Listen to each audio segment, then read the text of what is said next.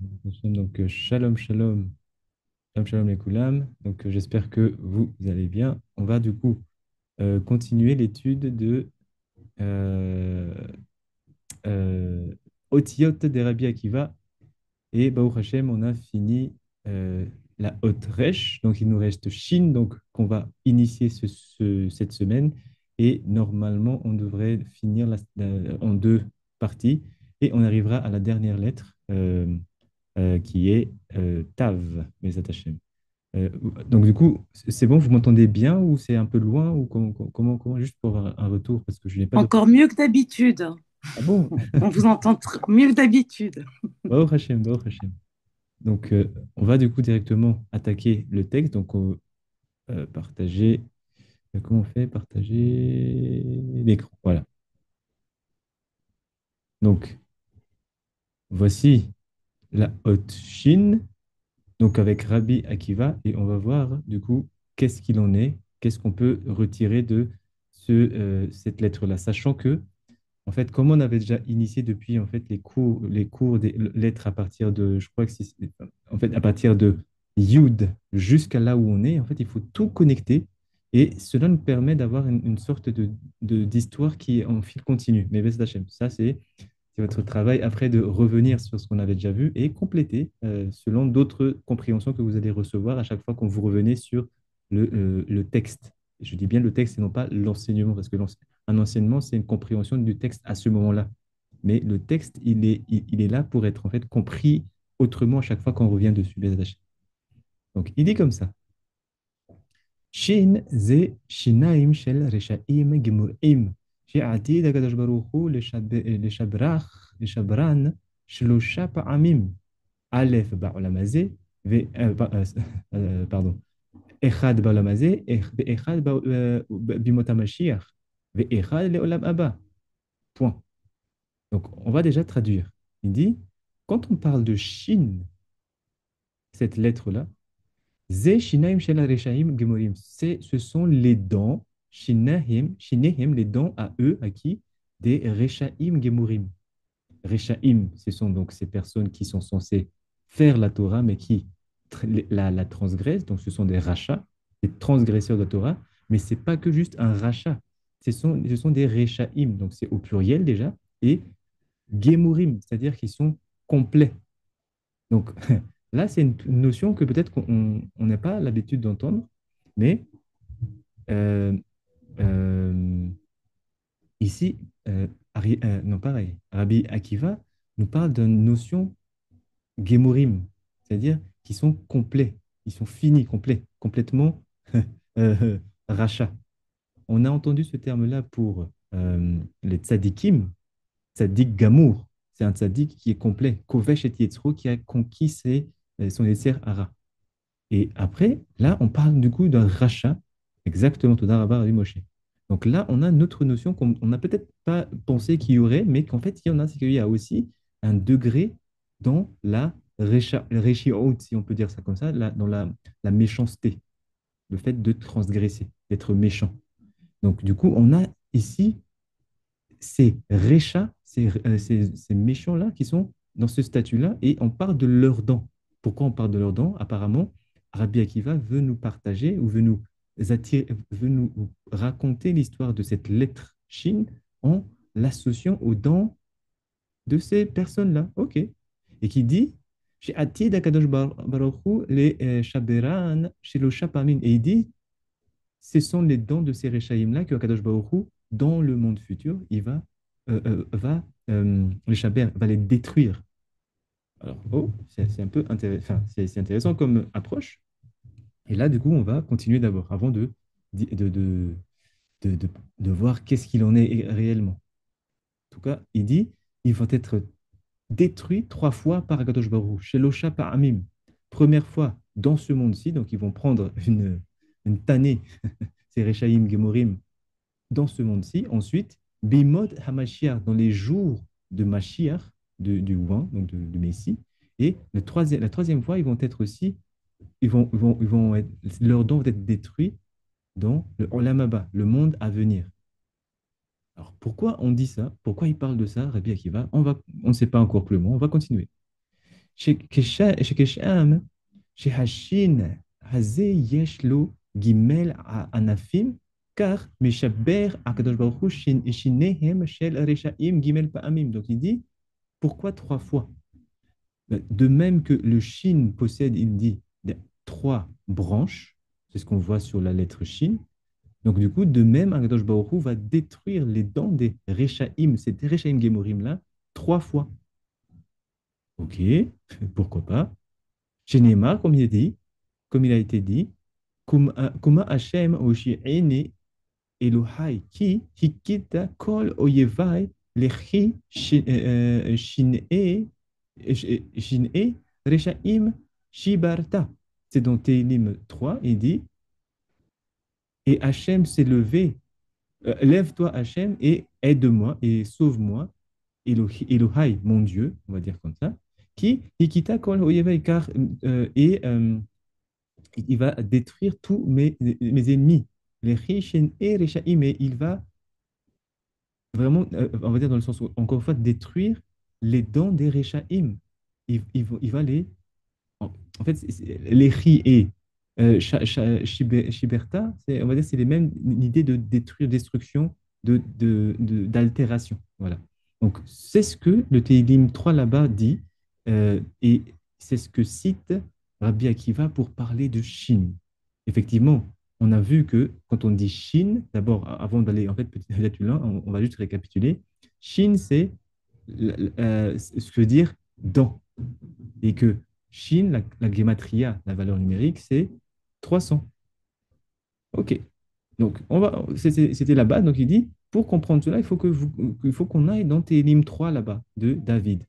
Velo od ela she'atidin shinehem shel ochlin mamon shel Israël bim'ot hamashiach lihyot yotzi mipihem chaf bet amot vechol bnei ha'olam ro'in ve'omrim ma chat'u elu shekach yotzim shinehem mipihem mishivin ve'omrim מפני שאכלו ממון של ישראל, שהם קדושים למקום Ketruma. Alors là, d'un coup, on est parti dans une sorte d'histoire enfin pas d'histoire, mais on va dire de Midrash, mais qui parle du futur. Rabbi Akiva nous dit,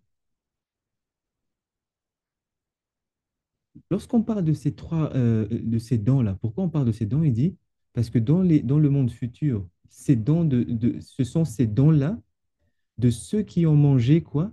L'argent de Israël. Bimot à Mashiach, au moment des jours de Mashiach, ils vont être, on va les faire sortir de leur, de leur bouche, ces dents-là qui ont mangé, Ochlin Mamon Shel Israël. Pourquoi parler spécifiquement de manger, Ochlin? Effectivement, on est dans cette champ lexical-là, on va dire, de la bouche. Dans la bouche, il y a des dents, il y a de la langue. Donc, en fait, on parle de Ochel. Effectivement, oui, ok. Mais il dit quoi? Spécifiquement, il mange mammon. Mammon, c'est de l'argent. Est-ce que l'argent se mange? On va dire vraiment concrètement, mammon, hein, c'est l'argent. Est-ce que ça se mange? Donc, je pose déjà la question. C'est une première question. C'est assez simple, hein. Est-ce qu'on mange de l'argent? Ah, bien sûr que non. Alors, qu'est-ce qu'il veut dire par là, alors? Mais c'est de l'argent, euh,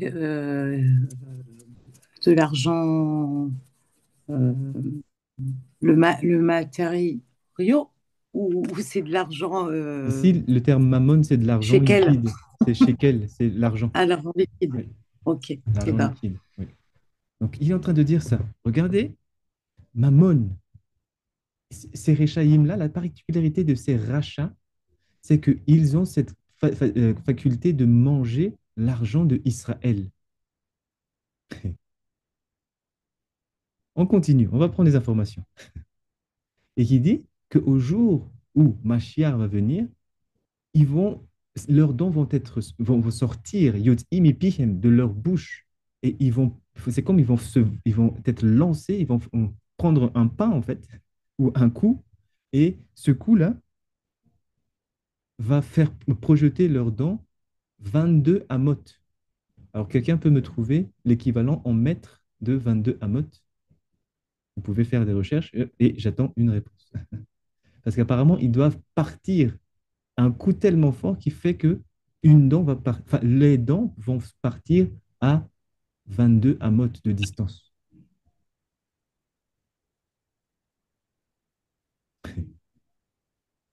22 à Mott, hein, c'est bien ça. Exactement. Krafbet.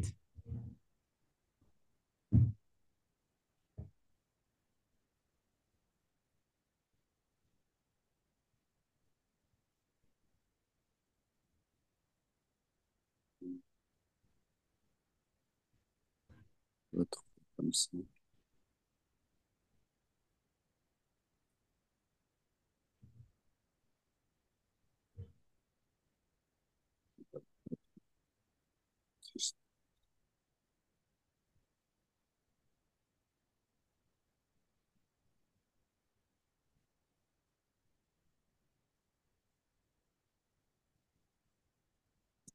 Non, j'ai pas l'outil nécessaire pour.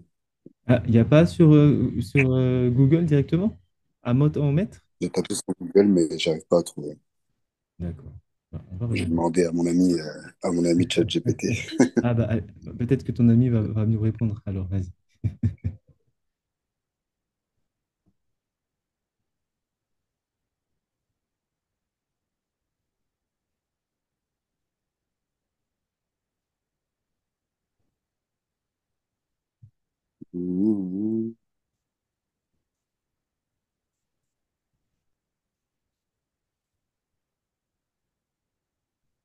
Désolé. Alors, ça fait 10 mètres 59. Non, non. En fait, il y a plusieurs, Mhm, mhm. selon Razonich. Selon Razonich, ça fait 11 mètres 44. Et selon Raphaël Nae, ça fait 10 mètres 56. Mhm. Ok. On va Je savais faire même une pas qu'il y avait moyenne. une Marloquet dessus. On va faire une moyenne de 10. Donc, les dents de ces réchaïms-là vont partir de leur bouche à plus de 10, enfin, à 10 mètres, on va dire, environ. Alors, c'est quoi le code? Pourquoi 22? Directement, quand on entend 22, on pense à au tiote, n'est-ce pas? Parce que c'est les 22 Oui, lettres de l'alphabet hébreu. Et ces lettres-là vont former des mots. Mais attendez, on ne va pas aller plus loin. On va aller vite. On va juste prendre et dire, il y a 22 amos, c'est-à-dire approximativement 10 mètres. Leurs dents vont sortir et après, quand... Donc, on imagine le coup qu'ils vont prendre, en fait. C'est ça surtout. Pour que les dents qui sont bien enracinées, qui sont bien implantées, puissent s'être projetées à 10 mètres, il faut imaginer le coup qu'ils vont recevoir. Vechol bene haolam, et tous les enfants du monde, il dit, ils vont voir ces réchaïm-là. Et ils vont le dire à leur propos, Machat ou Elou, qu'est-ce qu'ils ont fait? Qu'est-ce qu'ils ont fait comme faute, eux-là, ceux-là, qui, pour qu'ils méritent un tel coup et que toutes leurs dents soient projetées à 10 mètres? Je ne sais pas si vous imaginez ce que c'est quand même. C'est des coups puissants. Et quand les dents, c'est-à-dire les dents qui sont sains, les dents sains ne partent pas facilement comme ça. Donc il dit comme ça. Mais Elou, Sheken, Yotzim, Shenehem, Amipihem. Il dit quel genre de faute ils ont pu faire pour qu'ils méritent que leurs dents puissent être projetées à plus de 10 mètres comme cela et qu'ils sortent de leur bouche comme ça. Mais Shivim Yomerim, et on va leur répondre, on va leur dire quoi? Nipne chez Achlou Mamon chez Israël. Rabbi Akiva revient dessus. Parce qu'ils ont mangé l'argent de Israël. Il ne dit pas Béné Israël.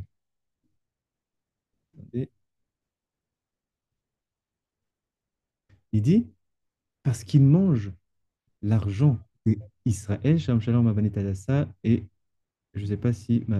Bez Hashem, on va voir. Ok. Et Shalom Shalom aussi, papa, maman Kitoko. Bienvenue. Donc il dit ça. Parce qu'ils ont osé, ces Réchaïm-là, manger les mamans, l'argent de Israël, alors c'est pour ça que leurs dents doivent être expulsées de leur bouche à 10 mètres environ, à plus de 10 mètres, on va dire, comme ça. Et après, il dit, Kedushim, la makom, et parce que, en fait, Israël, il dit à Rabbi Akiva, ils sont Kedushim, la makom, ils sont les saints de l'endroit. L'endroit makom, en fait, c'est un des noms d'Hachem.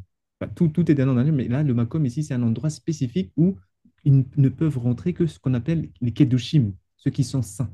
Et il dit, pourquoi autant de violence par rapport à ces Réchaïm-là qui ont mangé l'argent d'Israël? Parce que Israël est considéré comme Kedoshim, les saints, pour l'Amakom, l'endroit où on appelle Hachem. Et il dit, Kitrouma, et eux, ce sont comme des offrandes. Israël est une offrande. Et vous savez, la loi par rapport à Trouma, qui a le droit de manger de la Trouma?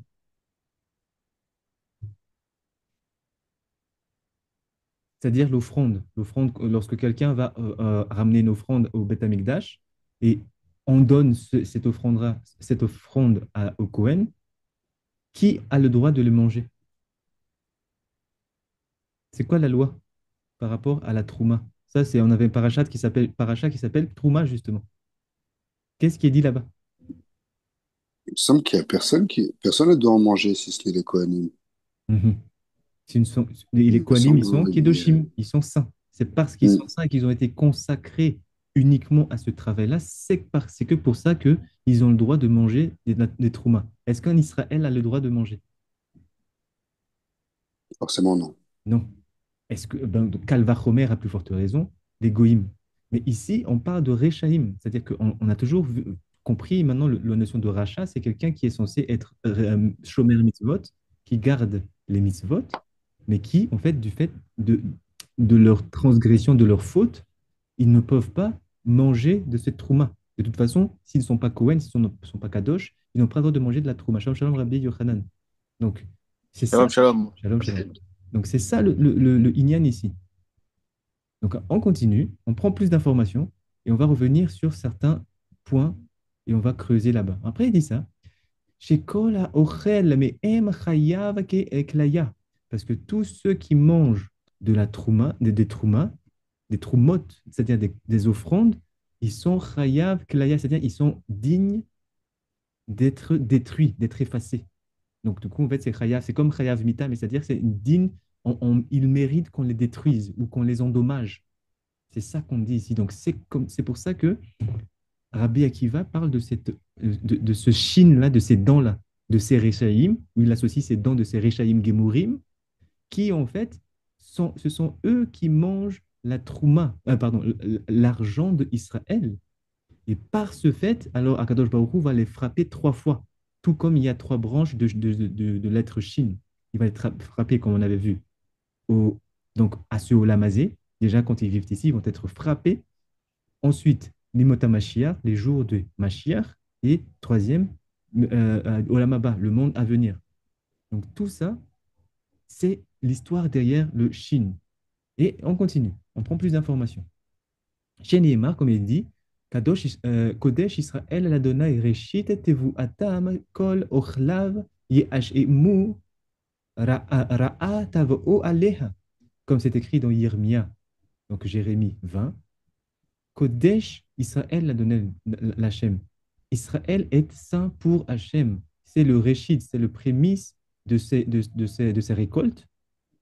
Et tous ceux qui en mangent, Ochelav, tous ceux qui le mangent, Yehashim Ura'a, ils vont être, on va dire, enveloppés ou on va leur envoyer du rat, c'est-à-dire du mauvais. Et ce rat-là, ils vont venir au-dessus d'eux, ils vont les frapper. Donc ça, ce texte-là de Yermia, de Jérémie 20, dans le chapitre 20, il explique, c'est la base en partie de l'explication de Rabbi Akiva par rapport à cette lettre Shin, où c'est Racha Gemura, Rechaim Gemurim, c'est méchant complet. Leur faute est celui de manger l'argent d'Israël. On va peut-être revenir sur ce sujet-là un peu, parce que je pense que c'est le moment. Actuellement, dans notre génération, qui mange l'argent d'Israël? Quand on parle d'Israël, ici, on parle de l'État d'Israël. Est-ce qu'il y a des Rechaïm, c'est-à-dire des gens qui sont censés être juifs, qui sont censés être israélites, mais qui, en fait, ne le sont, qui transgressent, et la majeure partie de leur transgression est de manger Ochel, Mammon chez Israël, l'argent d'Israël. Est-ce que dans notre génération, on a cette configuration-là par rapport à Israël, bien sûr, l'État d'Israël? Ken, bien sûr. Alors, On a explique-nous, le Yochanan. Médinat Israël. On a le Médinat Israël qui prend les impôts, non? Mhm, Sur mhm, mhm. des croyants, tout ça, non? Alors, alors ici, qui c'est qui a déjà vécu en Israël? Est-ce qu'il y a? Est-ce que vous savez? Les impôts, ça existe même en dehors d'Israël. Ken. Donc, Mais là, on parle de Ham Israël, donc qui mange, qui prend les sous de Ham Israël. Je ici, n'ai regarde pas bien, d'autres personnes à partir. Mammon Shel Israël. Il ne parle pas de Am Israël, l'argent de Israël. Ken. Mais les religieux, Alors, c'est-à-dire, est-ce que vous pouvez expliquer, Rabbanit Toda Rabba, Rabbi Yochanan, on va creuser, hein. Mais Rabbanit Karine, oui. ceux qui étudient dans les yeshivot, Mhm. et, ils ont je crois qu'ils ont, enfin, des bourses, On leur on donne des leur paye, bourses pour étudier, oui. Et donc, c'est eux qui mangent l'argent d'Israël. et peut-être. Ah, donc ce sont ce qu'on Oui, ils appelle les travaillent pas. Rechaim Gemurim, c'est-à-dire les méchants les plus parfaits, les plus, pas, oui, voilà, les parfaits méchants, on va dire. Euh, oui, j'ose pas dire ça, mais peut-être qu'ils pensent à eux, parce qu'ils travaillent pas, ils, ils font qu'étudier. Mhm. Ici, il y a effectivement, je comprends l'orientation que vous venez dites, c'est-à-dire qu'en fait, on se focalise sur la société de Israël, de l'État d'Israël, en fait. Mais si justement on regarde l'État d'Israël, est-ce que d'autres pays se servent ou mangent l'argent d'Israël? Là, actuellement, est-ce qu'il y a des gens qui oseraient aller donc dans la banque d'Israël et prendre cet argent-là et le manger? Est-ce que c'est possible dans notre génération de faire ça?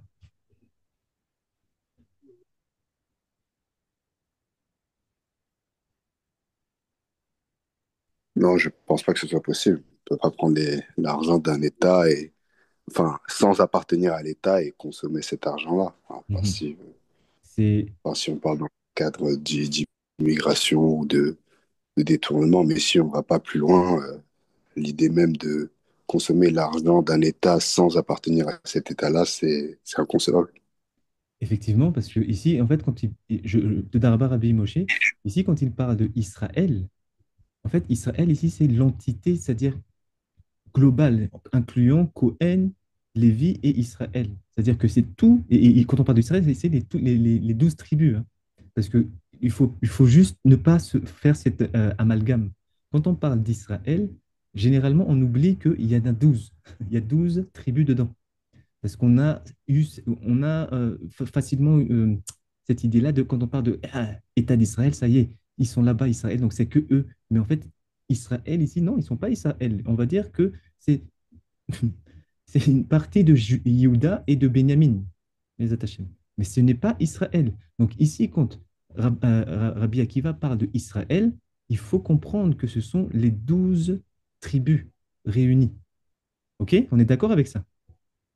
Donc ici, Rabbi Akiva nous dit, ces Rechaim Gemurim là, leur faute, c'est qu'ils mangent l'argent de ces 10 tribus, de ces 12 tribus.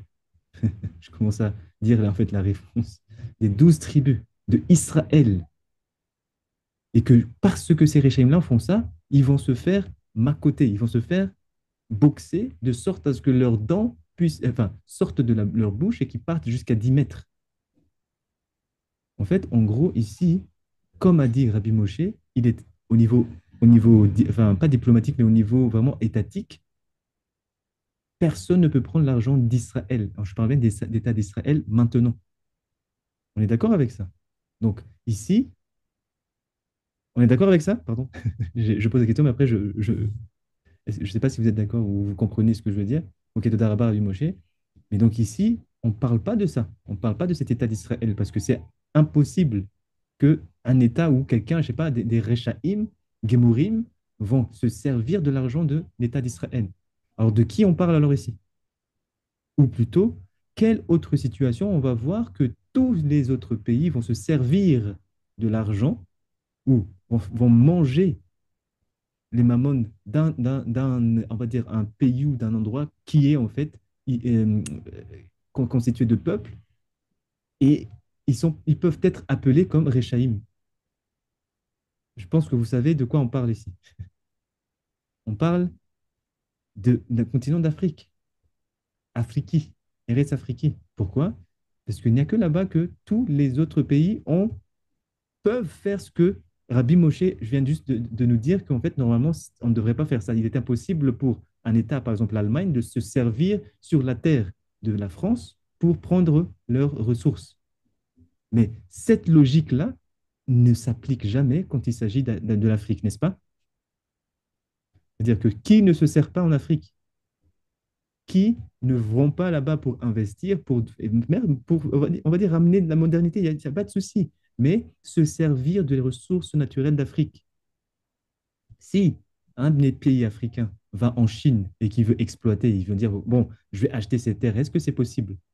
Si un pays d'Afrique va aller en France et dire, bon, je vais prendre cette terre-là, donnez-nous cette terre-là pour qu'on puisse exploiter des choses, est-ce que c'est possible? Au Japon, ils ont récemment, j'ai vu cette information-là passer, mais ça rejoint un peu ce Limoud. Il dit, ils sont en train de fermer leurs terres aux étrangers qui, en fait, exploitent leurs terres parce qu'ils ne respectent, enfin, ils ne respectent pas, on va dire, la tradition et ils ne veulent plus trop les Japonais des étrangers qui achètent leurs terres. Donc, il y a cette logique-là de non, en fait, on va garder notre espace, on va garder notre ressource, c'est nous qui l'exploitons. Mais cette chose-là, quand on dit, c'est Rechaïm qui oral mamon shel Israël, ceux qui mangent l'argent d'Israël, même l'État d'Israël actuel, comme a dit justement Rabbi Moshe, on ne peut pas faire ça. Ça n'existe pas, ça. Ce que dit ici Rabbi Akiva, ce n'est pas du tout ce qu'on voit ici. Le seul continent où c'est le cas, c'est en Afrique. Vous êtes d'accord avec moi ou pas? Peut-être que j'interprète mal. Ah ben non, je pense qu'on est tous d'accord avec vous. Moi, personnellement, qui m'avait un peu été en erreur, c'est comme vous avez dit, l'État d'Israël. C'est pour ça. Mhm. Alors que quand on parle d'Israël en tant qu'entité, c'est pas forcément ce à quoi on s'accorde, entre guillemets, on va dire ça comme ça. Mais en fait, justement, alors c'était pas une piège, c'est parce qu'en fait, cet État-là qu'on appelle État d'Israël revendique ce nom. Donc, Mhm. s'il revendique ce nom, je vais essayer d'appliquer ce qu'un sage qui s'appelle Rabbi Akiva nous dit par rapport à ce titre qu'on appelle Israël. Ils se disent Israël, bah, venez, on va voir si des États mangent leur argent. Mais on voit bien que ce n'est pas le cas. Si quelqu'un fait ça, bah, ils vont se faire détruire, ils vont avoir les bombes dans la tronche, désolé pour le terme, mais ils vont se Mhm. bombarder, n'est-ce pas? Bien sûr, bien Alors, sûr. du coup, ce n'est pas du tout dans ce cadre-là, ou en tout cas, le titre qu'il réclame ne correspond pas à ce qu'un sage, un géant de la Torah, chez Béalpé, Rabbi Akiva, dit, n'est-ce pas? Et Mhm. le Non. seul continent ou le seul endroit où c'est le cas, et c'est possible de faire cela jusqu'à maintenant, là où nous parlons, là où je vous parle, juste là-bas, je vois des terres exploitées par des Indiens. Je dis pas, je suis pas contre les Indiens, il n'y a pas de souci.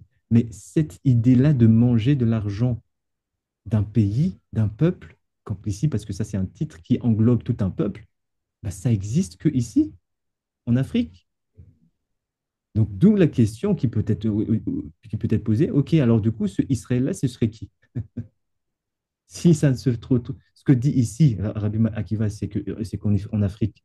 Ah, et surtout, n'oubliez pas ce qui se passe. Ces Réchaïm-là, Hachem vont les détruire, on va dire, les attaquer et les détruire trois fois dans ce monde-ci, pendant les jours de Mashiach et dans le Olam Abba, c'est-à-dire qu'ils n'ont pas de repos. Vous voyez ce qui se passe? Là, on est en train de, là maintenant, en train d'essayer de comprendre ce qu'il dit. Et qu'il y a un code ici de Chafbet Amot. Leurs dents vont être projetées à 22 Amot, c'est-à-dire, on avait vu, à peu près 10 mètres. Donc, on continue. Attendez. Donc, on était dans Yirmia, ok. Ketzad meshaber Akadosh Baruch Hu sheneem shel reshaim gemorim gimel pa'amim. Et d'où on apprend que justement Akadosh Baruch Hu va du coup détruire et faire projeter les dents de ces reshaim gemorim 3 fois. Mais la Med, quel est le but là-bas? Il dit, ce code-là nous apprend quoi? Chez Yechalek Kadosh Baruch Hu im sarim ou gedodim bishme mar'om ve'omer lahem. Parce que, en fait, pour faire cela, pour appliquer du coup cette action-là que Akadosh Baruch Hu veut faire justement, n'oubliez pas, c'est Akadosh Baruch Hu qui va punir. Il dit, il va d'abord faire appel, pardon, il va partager l'action, parce qu'il y en a trois, il y a 3 actions à faire, il va se les partager par des sarim, c'est-à-dire des ministres, et des gedudim et des troupes, ou des troupes d'armée, qui viennent d'où? Bishme Marom, dans les cieux élevés. C'est-à-dire que ce sera, quand ces moments-là vont arriver, sachez que c'est des entités dans d'autres dimensions très élevées qui vont descendre et vont appliquer ce qui a été écrit ici. Marom ve Omar la Et maintenant, Akadosh Baruch Hu va leur dire quelque chose. Sarai ou Gedudai, mes ministres et mes troupes de l'armée. His taklu birshaim gemorim halalu. Allez voir, allez percevoir et analyser ce que font ces Rechaim parfaits ici, que je vous montre. Chez Gazlou, Vechamsu et Banai, parce qu'ils sont en train de voler, ils sont en train de détruire mes fils. Non, et Banai, mon fils. Et c'est pas tout. Ve'achlu et ami, et ils mangent, ils sont en train de manger mon peuple. Encore une fois, je reviens donc parce que c'est la seule entité qui réclame ce titre d'Israël-là actuellement, l'État d'Israël. Est-ce que on a l'impression, ou on voit ils se sont fait voler, ou on les a détruits, ou ce sont les autres personnes qui les mangent, entre guillemets? Bah, désolé, mais si je vois qu'ils ont la capacité, enfin pas l'arrogance, mais la capacité d'attaquer un pays comme l'Iran, on ne peut pas dire que c'est eux qui sont. C'est pas un peuple qui est, entre guillemets, fragile, qui se fait voler, n'est-ce pas? Si quelqu'un ose voler Israël, c'est que vous savez que vous allez prendre des bombes, encore une fois. Là, l'Iran est en train de juste faire son programme nucléaire, il se fait bombarder. Donc imaginez que voler Israël. Ici, il dit justement, là, Akadosh Baruch Hu est en train de dire, je vais parler à mes ministres et à mes armées qui viennent d'un monde supérieur. C'est pas Israël qui va agir pour détruire les autres, pour justement faire justice soi-même. Vous voyez la différence? Et il dit quoi? Regardez ce que font ces Réchaïm-là parce qu'ils sont en train de voler mon enfant. Personne ne vole en Israël, c'est-à-dire leurs ressources. Personne. Personne ne détruit plus Israël dans le sens où, par rapport à cette quête de ressources, personne ne détruit Israël. Tout ce qui est en train d'être décrit ici, c'est toujours valable jusqu'à maintenant en Afrique. Mais Achlou est ami et il mange mon peuple. Et là aussi, il y a tout un code. Si vous savez, je pense que vous le savez, c'est des sujets très, très, très, très lourds, mais il y a des trafics d'organes. Ou en Afrique, où il y a c'est tout un réseau qui kidnappe des gens, des enfants, des gens, ils vont. Je ne vais pas parler, mais j'espère que vous savez ça quand même. Vous avez déjà entendu parler de cela? Oui, oui, Ok. oui. Et ici, les termes sont trop précis ou sont trop. Pourquoi parler de termes orlou, manger, être ami, mon peuple? Alors, certes, il y a plusieurs significations, mais il y a déjà la signification, on va dire, pshat de ce texte-là, c'est-à-dire qu'il mange réellement. Et ça existe. Pour ceux qui dorment ou qui ne savaient pas, il faut vous réveiller. Ça existe, ce terme-là, au niveau pshat, au niveau littéral, qu'il y a des personnes qui mangent d'autres personnes. Ensuite, au niveau Remez ou Drash, il n'y a pas de souci. On peut comprendre que c'est une idée pour illustrer qu'en fait, ils se font manger parce qu'en fait, ils sont comme justement euh, cette idée-là de prendre leur terre et de manger de ce qu'il y a de là-bas sans que eux ils ne puissent manger. Oui, tout ça, c'est juste. Mais même au niveau pshat, c'est déjà le cas. Shalom, shalom, Rabbi Diamboto. Shalom, shalom. Elle était amie. Après, il dit, Meshivim Sahim Gedudim. Maintenant, c'est ça, ces ministres et ces troupes d'armée d'Hachem vont répondre à Kadosh Baruch Hu et dit, Shalom, shalom, Shalom, Norav. shalom. Et ils disent, Ribono shel olam, maître du monde, Ata shal id be'olamecha, c'est toi qui dirige ton monde. Ve'al kol ma'ase yadecha shebarata ba'olam davar she'ata shiltot bo. Et tout ce que tu as fait, tout ce que tu as créé, tout ce que tu fais de tes mains et tout ce que tu as créé dans ce monde, donc de toutes choses de ce monde, chez Atash il Bo, c'est toi qui gères tout, c'est toi qui es le maître de tout ça. Mi yesh ba'olam chez Yomar lach lecha ma'ata ose. Et qui dans ce monde peut dire qu'est-ce que tu dois faire toi? C'est ce que tu devrais faire à Kadosh Baruch Hu. Chez Nema, comme c'était dans Kohelet, Ka'asher davar malach shiltot um'i omar lecha ma ta'ase. C'est exactement ce qui était dit dans Kohelet, en fait, que personne, c'est toi le créateur de tout, c'est toi le maître de tout, donc personne ne dit quoi faire. Donc, en gros, ce qu'ils répondent, c'est ces anges-là, enfin, ces ministres-là, à Kadosh Baruch Hu, tes plaisirs, tes désirs sont des ordres, tes ordres vont être exaucés parce que c'est toi qui gères tout. En gros, si je résume. Meshiv Akadosh Baruch Hu, maintenant, Akadosh Baruch Hu leur répond. Ve'omer lahem, et il leur dit, Im ken ani ve'atem neshaber shinehem bitchina. Donc, si c'est le cas, alors, moi-même, dit Akadosh Baruch Hu, et vous, mes ministres et mes troupes d'armée, on va commencer par quoi? On va détruire leurs dents. Nishaber shinehem batrila, pour commencer. Et ensuite, nitla minaolam, on va nitela, on va je vais pas les exprimer, mais les jeter de ce monde. Donc vous voyez que là maintenant il y a trois acteurs. On avait vu que juste Akadosh Baruch Hu voulait détruire, enfin Rabbi Akiva nous raconte que Akadosh Baruch Hu veut envoyer des sarim, des ministres, et des guidodim, des troupes. Mais en fait, là, on voit que Hachem aussi va prendre part à cela. Et c'est pour ça qu'il y aura trois coups, trois, on va dire, destructions de ces Réchaïm-là qui sont en train de manger l'argent d'Israël. Les attachés. Alors, Olam, guidodim, אני שניהם, ואחר כך נתלה מן העולם.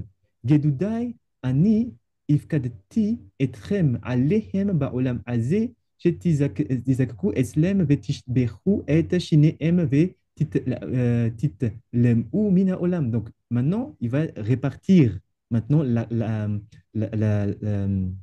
l'action. Pour les Gedudai, c'est-à-dire les troupeaux, les troupes d'armée d'Akadosh Baruch Hu, c'est eux qui vont s'occuper de cette destruction du Olam, des Rechaim Gemurim, surtout au niveau de leurs dents, mais dans ce Olam Azé, Olam Azé. Donc, vous allez faire le programme qu'on avait dit là, mais dans le Olam Azé. Comme c'est écrit chez Neymar, comme c'est écrit là-bas dans Yeshua, Aleph. Donc, allez voir là-bas pour voir en fait vraiment ce texte-là. Qu'est-ce qui fait que Rabbi Akiva associe la première acte pas de vengeance, mais de réponse d'Akadosh Baruch Hu au fait que ces Réchaïm-là mangent l'argent d'Israël.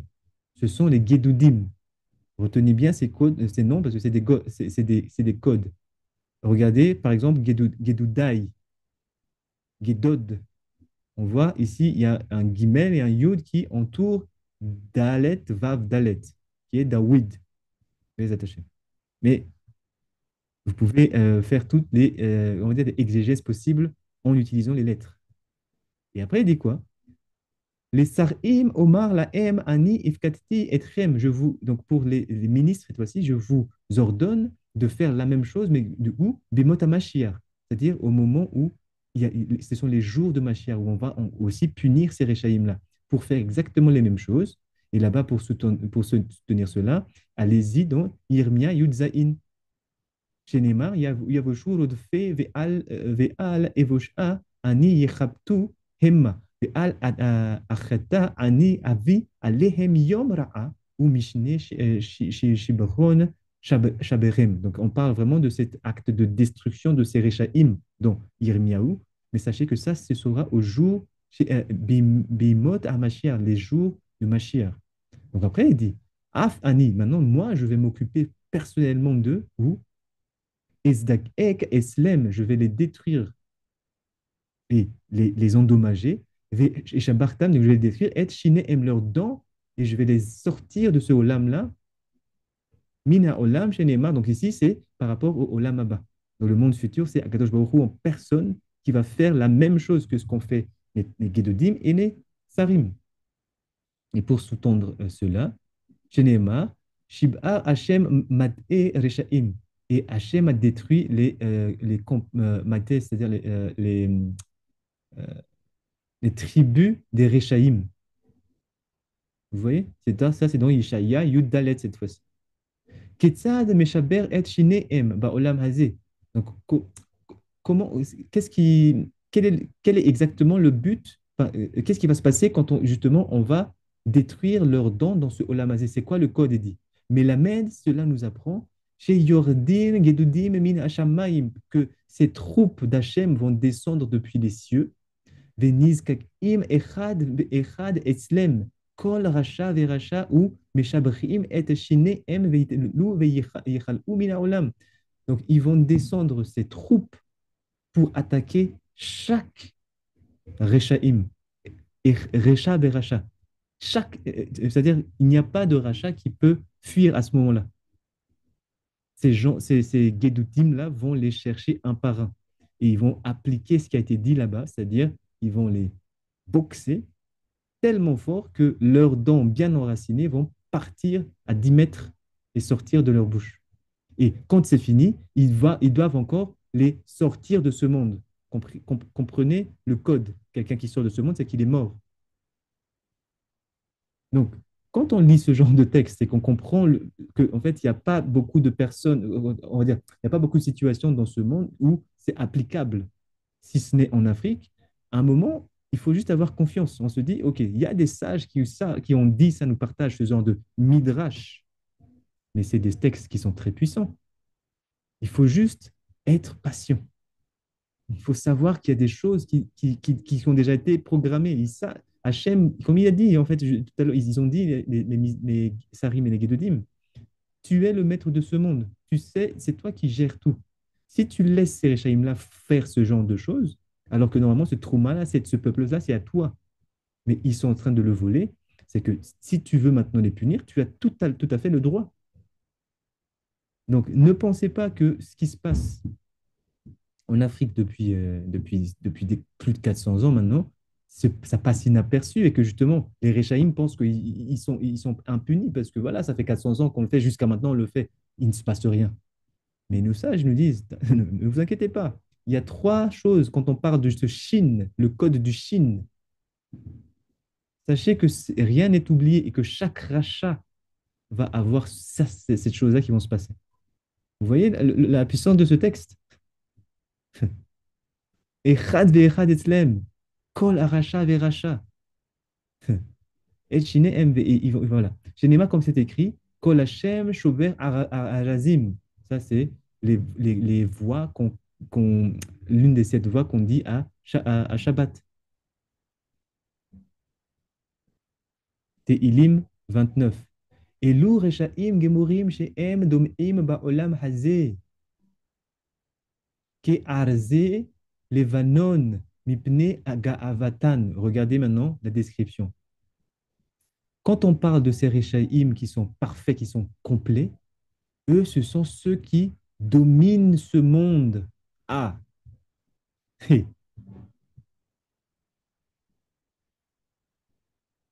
Ah, comment vous comprenez ça? Qui domine ce monde? C'est écrit même, c'est marrant parce qu'on dit en français domine.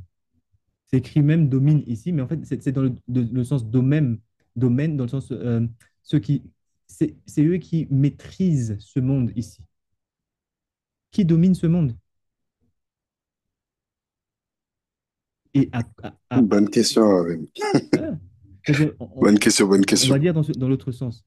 Où est, on va dire, où est-ce qu'on trouve la concentration de ressources? Où est-ce qu'on peut dire que ça, c'est riche? On va dire au niveau matériel, bien sûr. On va bien. Il faut oser le dire, hein. On est en En train de dire. Occident, Il faut oser le dire, en Occident. Et donc, par conséquent, si ceux qui dominent, ce sont les Réchaïm, ben, ceux qui vont être volés, pillés, exploités, colonisés, etc., c'est automatiquement Israël. Si on se pose, si on se base sur le texte de Rabbi Akiva, ici, il est en train de nous donner une carte. Il nous dit, sachez que ces Réchaïm-là, Gémorim-là, ceux qui sont censés représenter la Torah, ou qui sont en fait en train de transgresser, parce qu'en fait, Israël, comme on avait vu, je ne sais pas si on avait parlé dans un cours public ou dans les cours de formation rabbinique, j'ai un peu oublié parce que il y avait beaucoup d'informations qui ont été dites, mais Israël, c'est le roche, c'est la tête. Ah non, non, non, c'était le cours de la semaine dernière. Donc, c'est eux qui doivent en fait être celui qui incarne la tête, qui donne la direction de toutes les autres nations, c'est-à-dire ceux qui dominent. Mais ici, ceux qui dominent, ce sont les Recha, il me dit. Maintenant, il rajoute, c'est pour ça que j'ai dit, connectez tous les cours d'avant avec ici, comme ça, on ne perd pas le fil de ce que dit Rabbi Akiva. C'est eux qui gèrent, qui dominent ce monde, Baolamazé. Il dit que Arzé Alvanom, c'est comme les cèdres du Liban, c'est-à-dire ils montrent leur puissance et leur hauteur. Mipne Gavatan, parce qu'ils sont pleins d'orgueil. Ils sont orgueilleux. Chez Nema, Gam Ani Ish Madeti et Emor'i, Mipnechem Asher Kegova, Arazim Gavhu, Vichoulé. Regardez aussi le texte de Amos là-bas, où il décrit les Amoris. C'est des peuples-là qui sont un peu, qui sont aussi bombés le torse. Mais allez-y là-bas et dit, pour comprendre ce qu'on est en train de dire ici, c'est-à-dire que ces Réchaïm-là, il n'y a que, il n'y a que les. C'est pas il n'y a que. Lorsqu'on parle de Ga'ava, automatiquement, on avait vu le code que nous a donné Rabbi Chaim Vital dans Sharek Kedusha. Ga'ava est associé automatiquement à quoi?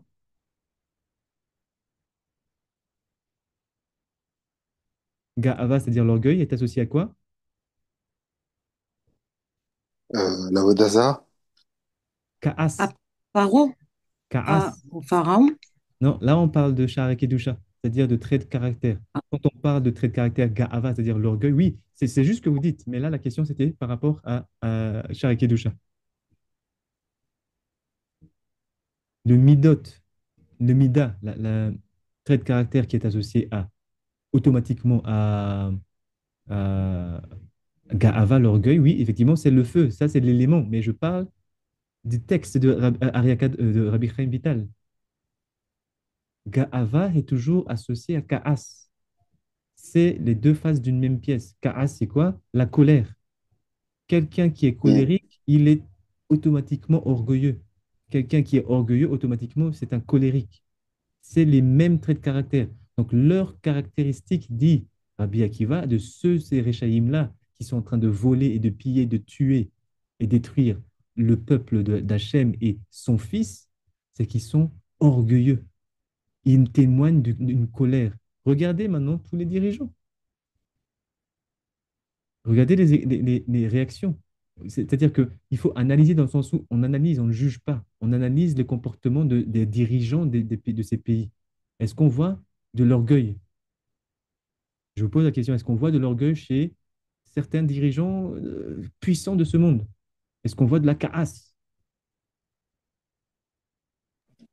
Ben oui, oui, oui. Bon, Bezat Hashem. Donc, on continue. Kegevoa, תודה רבה, הרבנית קארין. Donc, il dit, פראיו זה הגוף, ושורשיו זה Neshama. D'un coup, on ne sait pas pourquoi il dit ça, Rabbi Akiva. Pirio. Qu'est-ce que vous voyez comme racine comme quand on dit Pirio?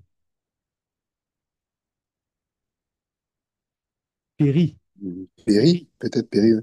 péri, c'est-à-dire le fruit. Donc il dit le O ici, c'est pour dire à lui. Donc son fruit, ça c'est le corps. V, shorashav, et c'est shoresh, c'est-à-dire sa racine. Ze neshama, c'est l'âme. Pourquoi il parle de ça? On continue. וכיוון שבא המשיח לישראל יורדים עמו מיכאל וגבריאל, שרי צבאות ושרי קדושים ואדירים, ועושים מלחמה עם רשעים גמורים. משלוש.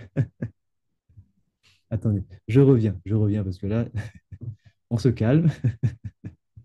Il dit, il y a un truc, quelque chose d'étrange que Rabbi Akiva nous dit. Sachez que le fruit, c'est le corps. Et la racine, c'est l'âme. Et il dit, il faut l'intention derrière ça, c'est que le Mashiach va venir pour Israël. Donc maintenant qu'on comprend le code d'Israël, ici, ne pensez pas qu'il va aller là-bas. Il va aller dans le camp de ceux qui montrent de la gava, ceux qui bombent le corps, le torse et qui sont ceux qui maîtrisent ce monde, qui sont dans le domine barolamazé. Non, on parle de ce Israël-là qui se font piller, dont on mange leur argent, ils se font voler, dont ils se font détruire. Donc c'est ça dont on parle ici, le Israël. Il dit, le Mashiach va aller chez ces Israël-là et il va descendre avec qui? Avec qui? Michael et Gabriel. Et Gabriel, oui. Ce sont des sarim, Michael. des ministres, Tsevaot, des sars, comment on appelle ça? Les Zephaot, c'est de l'armée, des ministres de l'armée. Quand on parle de ministres de l'armée, sachez que c'est eux, Michael et Gabriel. Donc, Mashiach va descendre avec Michael et Gabriel, Vesar et Kedoshim, Aderim, et des ministres aussi qui sont saints, Adirim, et qui sont puissants. Aussi Milchama, et ils vont faire la guerre avec les Rechaim Gemurim. Ah, avec ceux-là qui sont très arrogants. Ils vont se battre. Je croyais qu'il fallait, non, il ne fallait pas attendre cela. Voilà, il faut bomber le torse et se dire, non, on peut se défendre. On croit en Hachem, mais on doit se défendre. On n'a pas besoin de ça, non, on n'a pas besoin de Michael et de Gabriel pour faire quoi que ce soit. On est Israël déjà, on va faire les choses, ok. Mais un sage va nous demander, est-ce que vous avez le Mashiach avec vous? Est-ce qu'il est descendu avec Michael et Gabriel ou est-ce que vous les avez vus? Est-ce que vous avez tous les ministres des armées avec vous? Est-ce que vous avez les ministres qui sont saints avec vous et qui sont puissants? Et que vous osez maintenant, ça y est, bombarder des gens et commencer une guerre, en plus contre des personnes, peut-être que c'est l'inverse. C'est vous qui êtes les Réchaïm ici, peut-être. Et eux que vous bombardez, il faut se poser la question, les bonnes questions. Ah, mais Hachem, Gemurim, et il dit, ils vont faire la guerre avec ces Réchaïm-là, Mishalosh Sha'ot, en 3 heures. Ah, voilà. Rabbi, Rabbi Moshe dit non, mais ils ont Trump. Oui, bah, si Trump c'est le Mashiach, bah, ok, pourquoi pas? On va voir, on va voir. C'est Gog et Magog, là. En 3 heures, c'est en peu de temps. Oui, de Daraba. En fait, ici, ah, attendez, on va y aller doucement. On construit. Il dit, cette guerre-là, ils vont le mener en 3 heures de temps. Mishalosh Sha'ot, 3 heures. Ad Tesha Sha'ot, depuis 3 heures jusqu'à 9 heures. Donc, combien de temps en tout? De 3 à 9, 6 heures. 6 heures. Mhm. Ve'orgim tish'a asar alafim revavot mireshaim. Et ils vont tuer, donc Mashiach avec tous ces ministres-là de guerre, Michael et Gabriel, en tout, ils vont tuer combien? Tisha asar, 19 alafim. 1000 milliers. Donc, on va dire alafim ici, c'est milliers. Revavot, mais du coup, là, c'est encore des milliers. Donc, en fait, on va dire c'est comme des plus de 19 000 milliers des Rechaïm. Pourquoi 19 les Hachem? Après, il y a les codes de alafim, verevavot. Ça aussi, on verra ça, léat. Mais il faut garder juste le premier chiffre, c'est Tish'a Asar, 19 des Rechaim Gemorim. Chez Be'umot Ha'olam, et dit, ce sont ces Rechaim, là, Gemorim, qui sont des Umot Ha'olam. Ah, donc les Umot Ha'olam, ce sont des Rechaim. Je croyais que les Rechaim, ce sont des Israélites. C'est pas ce qu'on avait dit depuis le début, depuis qu'on étudie. Racha, c'est quelqu'un qui est censé faire les 613 mitzvot, mais qui les transgresse. Donc c'est lui qui est le Racha. Et on a dit, non, Umot Ha'olam, ce n'est pas des Rechaim. Et là, il est en train de dire Rabbi Akiva, Mi Rechaim, de ces Rechaim-là, Gemurim, qui viennent de où? Qui sont des Umot Haolam. Qu'est-ce qu'il dit ici, Rabbi Akiva? Que même les Umot Haolam sont Chayav la Torah. Ils sont obligés, normalement, ils sont censés être aussi, faire aussi la Torah. Et le rôle d'Israël n'a jamais été d'être non prosélyte. Ça aussi, c'est des infiltrations qui ont fait ça. Mais Israël, on te dit que tu es le modèle, c'est-à-dire que si quelqu'un veut te copier, ne dis pas il ne peut pas rentrer, ne dis pas que tu n'as pas le droit de rentrer, parce que eux aussi, ils ont une part dans cette Torah. Ils peuvent faire ça même. C'est ça que dit ici Rabbi Akiva. Il dit des Rechaïm, ceux qui sont censés faire la Torah, mais ils transgressent. Ils viennent d'où? Umot Haolam. Et maintenant, on arrive dans un judaïsme où non, on n'est pas prosélyte. Qu'est-ce qui s'est passé entre Rabbi Akiva et nous? Et combien même on se dit qu'on est meilleur que Rabbi Akiva, si on est arrogant, quelle est la possibilité, quelle chose positive sort de ça? Les attachés. Ah ben non, moi je trouve qu'il y a un Oui, côté un peu hypocrite parce que bon, il y a ceux qui ont été éduqués à l'école conventionnelle où on leur dit que le judaïsme n'est pas prosélyte. Par contre, bon, je vais pas dire, on va dire, je vais pas forcément dire le nom, mais il y en a certains, ils n'hésitent pas à aller dans tous les pays du monde parce que leur maître leur a ordonné d'aller retrouver des Nitzotzot de Kedusha. Donc à ouvrir plein d'organismes, on va dire. Donc en soi, c'est un peu hypocrite de dire que, enfin de leur part, c'est hypocrite de dire que le judaïsme n'est pas prosélyte si leur maître à eux leur a enjoint d'entre guillemets, d'aller rechercher les juifs. Donc c'est un peu bizarre, ces deux notions qui se contredisent. c'est Daraba. Et même cette contradiction-là commence directement avec Abraham et Sarah, qui eux ont converti. Pourquoi l'ancêtre, quand on dit, on fait la Hamida, Elohé Abraham, Elohé Isaac, Elohé Yaakov, les ancêtres qu'on cite, c'est eux, ce sont des prosélytes. Abraham, il allait là-bas pour dire, regardez, c'est comme ça qu'on sert. Venez chez moi, rentrez chez moi, je vous apprends comment faire une bénédiction avant de manger. Ça s'appelle quoi? Être Même prosélyte? aller plus loin, Rabbeinu, même Noir, il était prosélyte. Il a reçu l'ordre de convertir, entre guillemets, hein, parce que Oui, c'est pas le bon terme, mais de faire tchouva oui. à la nation du Maboul. Et Enoch, pareil, lui aussi, il enseignait les gens dans le Hémet. Donc, Voilà. Donc, c'est là où je dis, c'est... entre Ouais. ce qui s'est passé là-bas et le judaïsme, qu'est-ce qui s'est passé? Est-ce que nous, enfin, ceux ont fait le judaïsme, ils se sont dit, on est plus intelligent qu'eux. Et eux, ils n'ont pas compris qu'il fallait pas convertir. Et donc, du coup, nous, parce qu'on est meilleurs, on va arrêter de convertir. On est non prosélytes. C'est totalement faux. Regardez, même Rabbi Akiva nous dit, les Réchaïm, là, ce sont des Umotaolam. Parce qu'il savait, c'est même pas pensable pour Rabbi Akiva de se dire que Réchaïm, c'est que Israël, que du coup, les Umotaolam, c'est pas ça. Non, normalement, eux aussi doivent faire la Torah.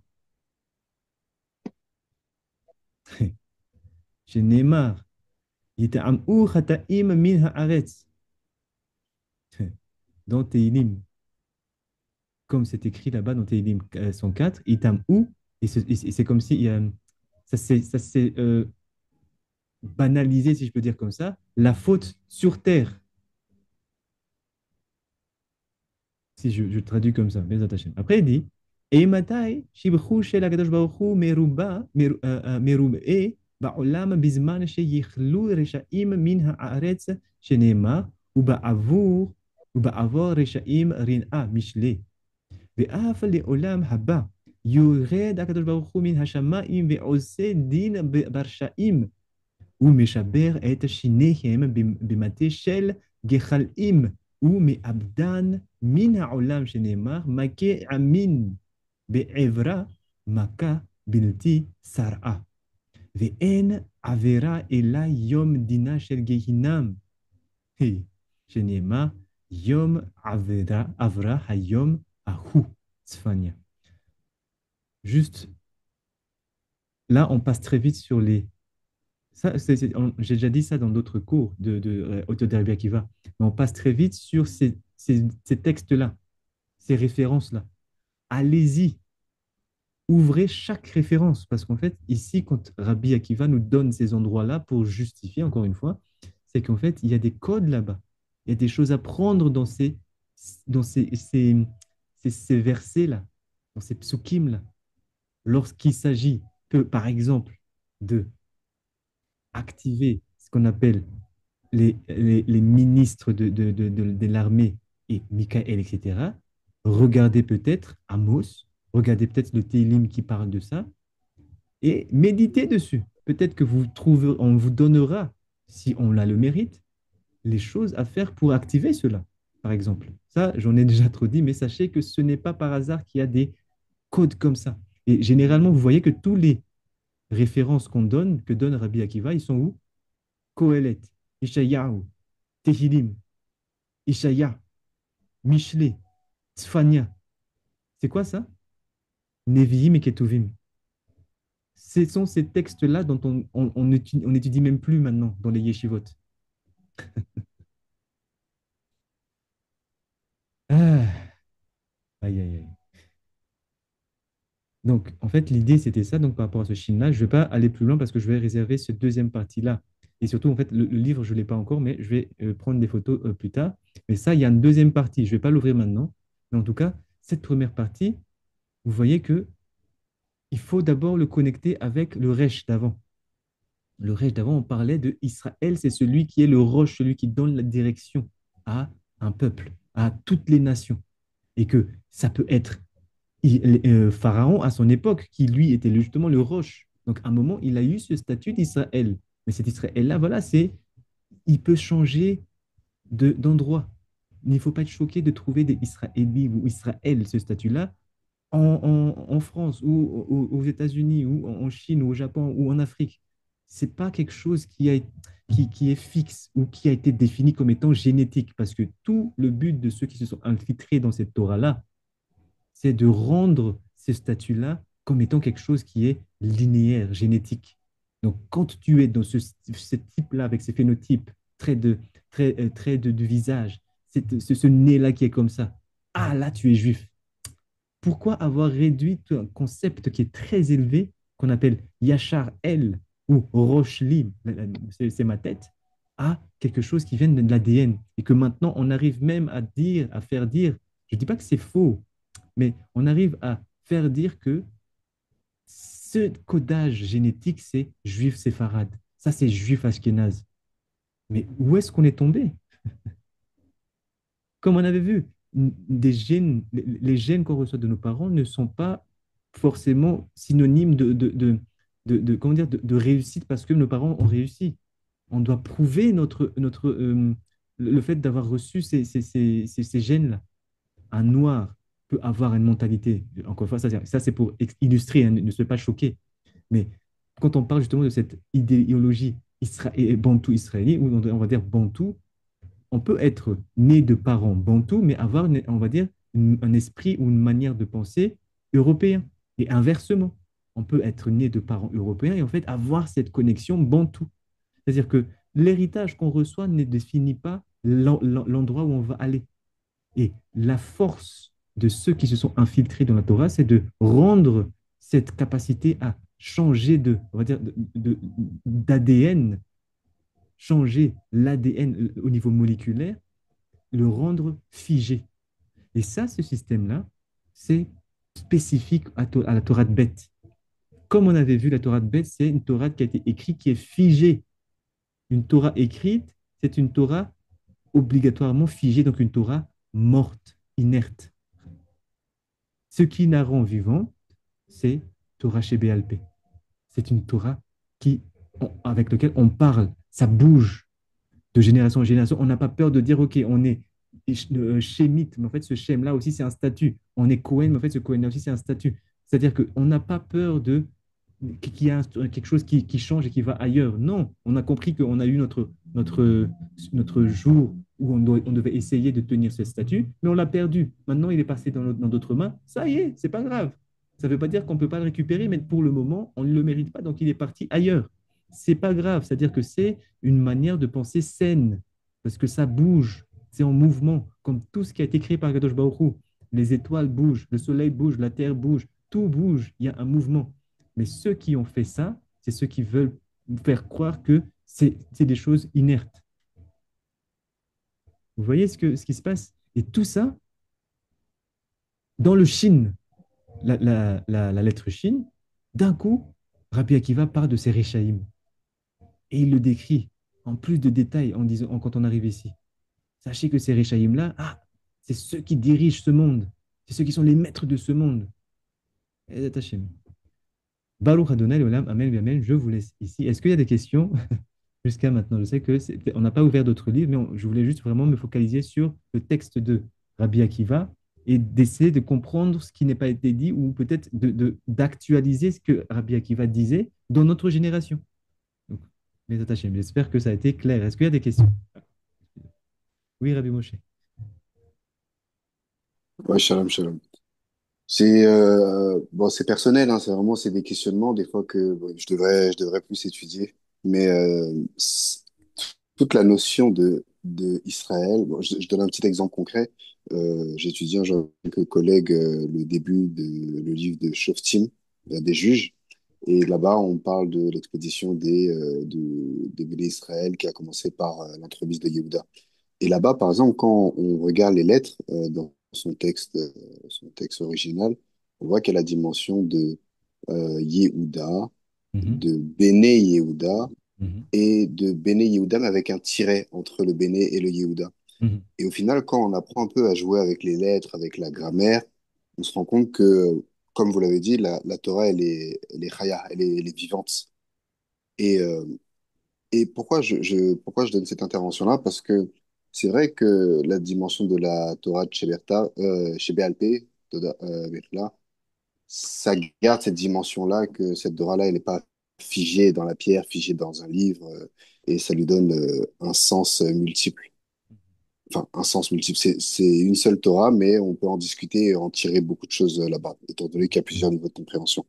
Mais aussi dans le Shivertav, ce qui est intéressant, c'est que comme les mots ne sont pas ponctués, ça donne également plusieurs Voilà. sens et plusieurs Oui. niveaux de compréhension. Donc ça aussi, c'est un des points positifs, entre guillemets, de la Torah Shebertav, au final. Mhm. En fait, C'est pas une mauvaise chose voilà. que Moshe ait écrit, puisque ça vient de l'ordre d'Hachem qu'il Bien écrive sûr. ce livre. Toda Rabba, déjà, à Moshe pour la première remarque et aussi pour cette la question, c'est qu'en fait, la Torah bête, lorsqu'on on sait comment l'étudier, c'est pas la Torah qui est mauvaise. Tout y est. Tout a été codé de sorte à ce que, en fait, nous pouvons en fait remonter petit à petit à la Torah Aleph via la Torah bête. Mais cette Torah bête-là a comme risque ou donne la porte ouverte à ceux qui sont mal intentionnés, ceux qui n'aiment pas Hachem, justement. Et ils vont prendre le texte et ils vont commencer à le figer. Comment ils le figent? Comme tu as dit, par exemple, en commençant à mettre des nékoudotes. C'est-à-dire qu'à partir du moment où, un moment, les sages ont décrété que maintenant on dit Bereshit, ça y est, ça a été figé, c'est Bereshit. Et tout le inyan, tout le processus de Rabbi Shimon Bar Yochai, dans justement les Tikkuné HaZohar, c'est de quoi? Prendre juste ce mot Bereshit et le décliner en plusieurs sens, en 70 sens. Pour nous dire quoi? Pour nous faire réveiller cette idée que ne soyez pas prisonniers de ce qui a été dit ici. Ne vous emprisonnez pas parce que c'est écrit Bereshit, ça y est, c'est que Bereshit. Prenez-le à fourba et à fouba. Tourne là et le retourne là. Vous allez avoir d'autres choses. C'est-à-dire que cette Torah est vivante. Mais le, le piège, le piège qui a été tendu, c'est de se dire, quand ils ont dit c'est Bereshit, ça y est, je vais pas aller plus loin. Donc, tu as figé, c'est normal que la Torah va être mort et que cette mort-là va entraîner, en fait, pourquoi on parle que c'est la Torah qui est morte? Parce que chaque, chaque personne qui veut se connecter, ils vont être, en fait, ils vont refléter quelque chose qui ne bouge pas. Donc, lui, il va voir un aspect, lui, il va voir un autre aspect. Et parce qu'ils ne sont pas d'accord, parce que le texte, il ne bouge pas pour eux, donc, ils vont être en conflit. Ça crée des combats, des marloctotes, des conflits, on va dire, des discussions virulentes. Mais si à partir du moment où on nous dit non, en fait, toi, tu vois ici, parce qu'en fait, cette Torah-là, tu peux le comprendre comme ça, donc ça va dans ton sens. Mais sachez que cette Torah-là aussi bouge. Et à un moment, c'est lui qui a raison. Quel combat tu vas avoir? Est-ce que tu vas absolument vouloir avoir raison en disant non, c'est comme ça qu'il faut le comprendre? Non, parce qu'on comprend les deux, on apprend à ces deux personnes-là que cette Torah, elle est vivante, elle bouge. Et qu'à un moment, c'est lui qui a raison, à un moment, c'est lui qui a raison. À ce moment-là, il n'y a pas de marloquette, il n'y a pas de milchama, de guerre. C'est ça le piège. Et ce que veulent ceux qui se sont infiltrés dans cette Torah, c'est justement les marloquetotes. Allez-y dans Talmud Bavli. Il y en a beaucoup. Talmud Yerushalmi, non, on dit ça, c'est pour dire, en fait, ici, quand la Torah tourne dans ce sens-là, ça va dans le sens de, il faut faire ainsi. Quand c'est dans ce sens-là, il faut être plus dans la rigueur. Fini. À la fin, c'est comme ça. Il n'y a pas de marque loctote. C'est tout ça, en fait, l'idée, c'est que normalement, dès lors qu'on a mis ces Nekudotes, ça y est, on s'emprisonne encore plus. Et donc, étudier le sol, c'est quoi? Arrêtez de vous faire piéger, arrêtez de croire que ce qui est écrit, c'est comme ça. Si on divise les Béréchites, on aura déjà un autre sens. Donc, vous voyez que vous pouvez comprendre autre chose et que ce que disait la personne là-bas que vous n'avez pas compris, c'est qu'en fait, peut-être que lui, il a manipulé les textes, dans le sens où il a travaillé avec un texte qui est vivant et il a compris autre chose que toi, tu n'as pas compris parce que tu as été bloqué dans Béréchit. Mm. Très attaché. C'est vrai que franchement, j'ai toujours été choqué puisque je vois tous les livres, que ce soit dans les synagogues ou même vous, quand vous faites les études, les limoudines, on voit toujours le texte sans les nekudotes.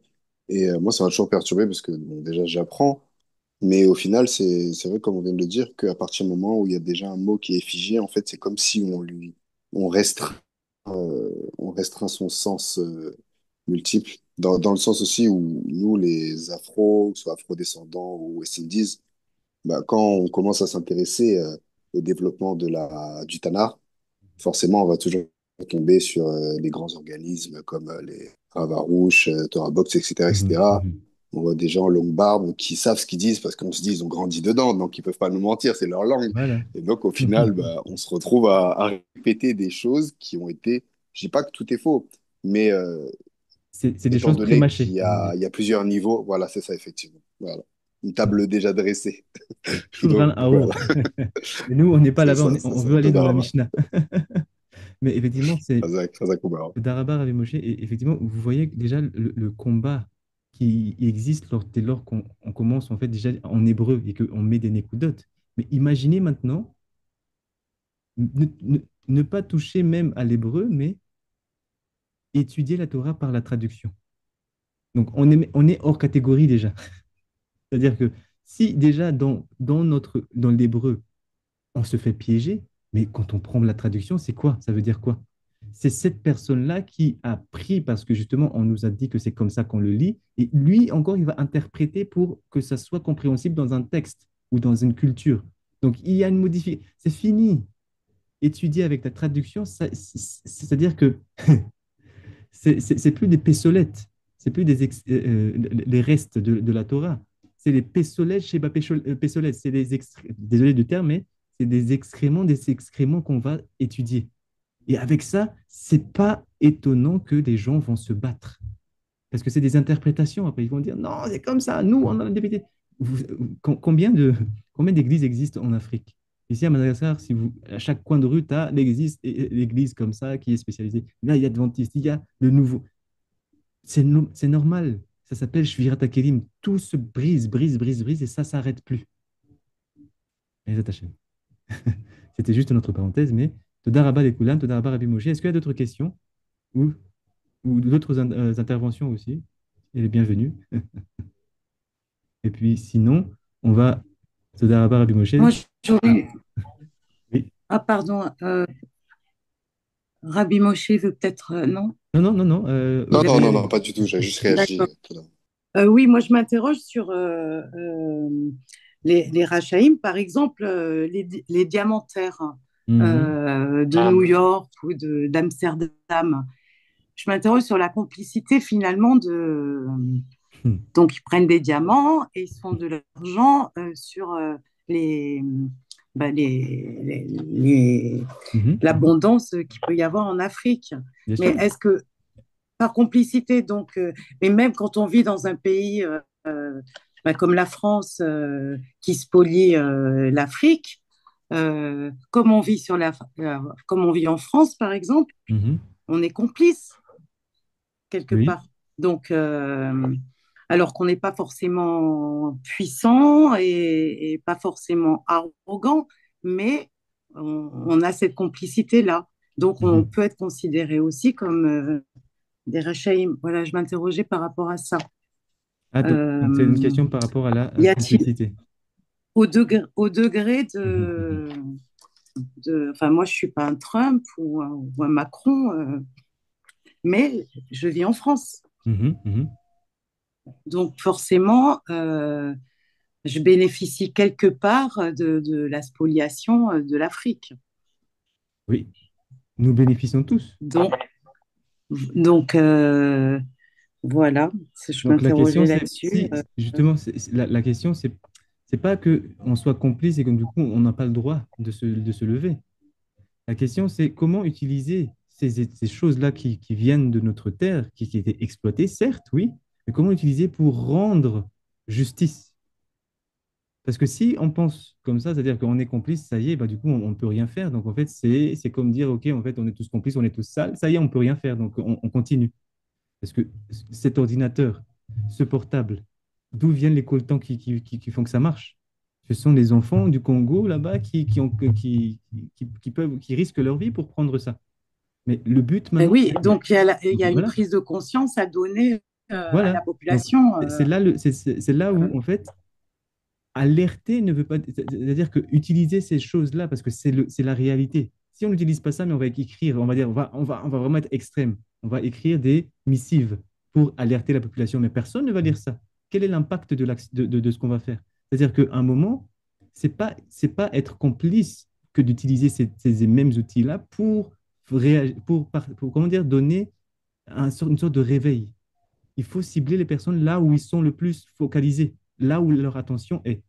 Leur attention n'est pas forcément dans les missives qu'on va écrire dans des journaux. Il y en a qui vont lire, oui, mais est-ce que ça va impacter les générations futures qui sont accros à l'écran? Donc, il y a cette part-là où, en fait, c'est pas la démarche de quelqu'un qui est droit dans sa spiritualité, il sait transformer les choses qui sont négatives en positives. C'est-à-dire, il sait que, OK, là, je sais d'où ça vient, je suis conscient de ce que, de ce que c'est, bah maintenant, je vais agir pour élever ça. Vous voyez? Je l'élève. Et c'est cette action-là qui nous donne la possibilité de changer les choses après. Mais, mais il faut pas commencer à se culpabiliser en disant, bah, en fait, là, les écouteurs, là, ça y est, ah, ça vient de ici, donc je n'utilise pas. On peut faire ça, on peut avoir cette réaction-là, mais c'est une réaction, on va dire, extrémiste. C'est tout extrémiste. Stérile, mais stérile du coup, Voilà. Et qui fait toute pas action qui est penser. stérile et extrémiste, ça n'aboutit vraiment, ça n'aboutit généralement à pas à grand-chose. C'est toujours dans cette Donc, voie de donc, par exemple, sagesse. Oui, pardon, par exemple, si je pose plein de questions à l'IA aujourd'hui et donc je mets, enfin, on peut se servir de l'IA aujourd'hui pour, mhm, pour faire une prise de conscience mondiale, bien sûr. Bah, l'IA en l'IA posant des lui-même, questions. oui, oui. C'est-à-dire que, en fait, c'est toujours comme ça. on a à notre disposition des outils. Ce ne sont pas les outils qui sont les négatifs, qui sont négatifs. Non, c'est juste un outil. Il n'a pas, il ne sait pas- il ne va pas nous dire que c'est ça le mauvais, ça le bon, fais ça ou fais sinon. On demande, c'est nous qui donnons une valence, une direction à son action. Un outil, il est neutre. C'est pas le portable qui va, comment dire, qui va être accusé quand Khazve Shalom, c'est des gens ils vont utiliser et qu'ils vont l'envoyer ils vont aller dans des sites il faut pas aller. C'est pas la faute du portable. Le portable, il a réagi à ce qu'on a cherché. Donc, rejeter la faute sur le portable, c'est comme dire non, en fait, je suis pas coupable, c'est le portable. Non, il faut, il faut assumer ce qu'on fait. Donc, en fait, ce qui rend un outil négatif, ce n'est pas l'outil, c'est l'homme. Mais l'outil, il est disponible. On peut aussi l'utiliser pour le bien. Voilà, Très faut attaché. s'en servir. Ben, il faut s'insérer. Un Todaraba. sage, il n'a pas peur de ses outils parce qu'il maîtrise ses pulsions personnelles, ses tikkun amidot. Donc, l'outil va produire que du tov parce qu'il sait maîtriser le rat qui est en lui. Mais on donne des outils à des gens dans lesquels on n'apprend même pas les tikkun amidot. Ben, c'est logique ce qui se passe à l'extérieur après. Mais l'erreur, c'est de dire non, c'est à cause du portable. Non. L'erreur, c'est on n'a pas donné les outils nécessaires pour que chaque individu puisse maîtriser son Yetzirara. Mais ça demande du temps. Et les gens n'ont pas le temps. Les attachés. Toda Rabba les Koulam, en tout cas. Toda Rabba Rabbi Moshe, Toda Rabba Toda. Rabbanit Karine, Toda Rabba Rabbi, Rabbi Ramazani, Toda Rabba Ma Adassa, Toda Rabba Rabbi Diamboto, Toda Rabba Papa Mat Kitoko. On se retrouve du coup tout à l'heure pour le cours de Chifre Pinchas. Shabbat, samedi Shalom. Et on se retrouve aussi, du coup, la semaine prochaine. Je vous tiendrai au courant aussi. Ah oui, pour le groupe de hébreu, l'apprentissage d'hébreu, en fait, j'étais en voyage. Donc, du coup, je n'ai pas pu même faire le cours, même si j'ai déjà prévenu la semaine dernière. Mais on va rattraper tout ça. Ne vous inquiétez pas. J'ai maintenant, Baruch Hashem, On s'inquiète pas. une connexion en espérant que tout se passe bien. Et du coup, je vais faire on rattrape petit à petit. Ne vous inquiétez pas. C'est pas oublié. Hein. Hazvé Shalom. Toda Rabba les Koulam, on se retrouve du coup la semaine prochaine. Et enfin tout à l'heure. Laila Tov. Chazakou Baour, Rabbi. Toda, toda.